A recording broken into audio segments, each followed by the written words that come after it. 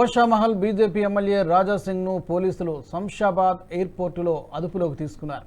రాజాసింగ్ ముంబై నుండి హైదరాబాద్ రాగానే మెదక్ అల్లర్లు జరిగిన చోటికి వెళ్తారన్న ప్రచారం జరిగింది. దీంతో పోలీసులు అతని ముందస్తుగా అదుపులోకి తీసుకుని ఎయిర్పోర్ట్ పోలీస్ స్టేషన్కు తరలించారు. మెదక్ జిల్లా కేంద్రంలో గోవుల తరలింపుపై రెండు వర్గాల మధ్య వివాదం చెలరేగింది. ఈ వివాదం కాస్త తీవ్ర ఉద్రిక్తతకు దారితీసి భౌతిక దాడులకు పాల్పడే స్థాయికి చేరింది. పలువురు తీవ్రంగా గాయపడ్డారు. సమాచారం అందుకున్న పోలీసులు వెంటనే ఘటనా స్థలానికి చేరుకుని పరిస్థితిని అదుపులోకి తీసుకొచ్చారు.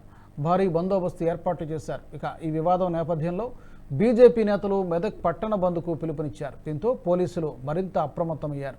ఎలాంటి ఘర్షణలు చెలరేగకుండా భద్రతను కట్టుదిట్టం చేశారు.